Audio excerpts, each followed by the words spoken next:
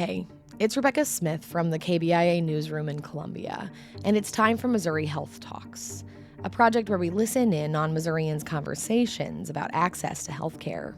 For the month of September, we're focusing on the health of those living in West and West Central Missouri. Jessi, Frencken and Carmen Rathert are the co-owners of the Pediatric Place, an interdisciplinary therapy clinic in Clinton and Knob Noster that offers services such as occupational therapy, speech therapy, physical therapy, applied behavior analysis therapy, and more. They spoke about the importance of having services in their largely rural area and about how their goal is not only to help kids, but also to empower families. Here's Jessi.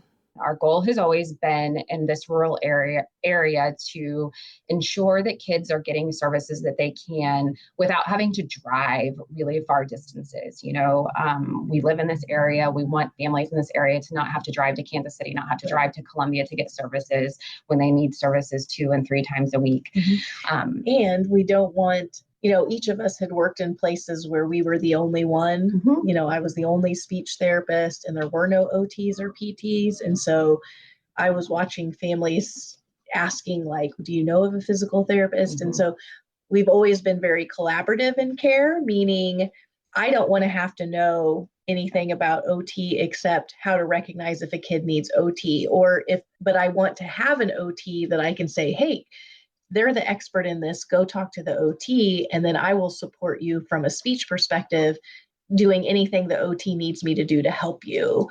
And so that has been wonderful to have that collaboration. Yeah. So one of our missions is also to relieve stress in the family unit.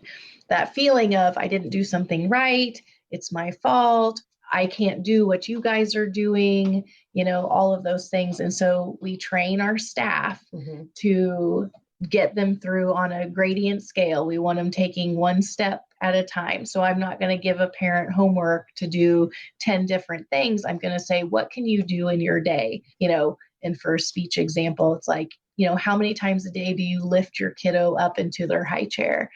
Oh gosh, well, at least 6 times a day. And I'm like, okay, so let's just focus on that. Every time the kiddo wants up to get in the chair, we're going to point our finger and go up because Jessi's a mom. I'm a mom. I know what life is like at home when you're trying to cook dinner and kids are crying and screaming and mm-hmm. It's challenging. So we want it to be as easy, but as impactful as we can.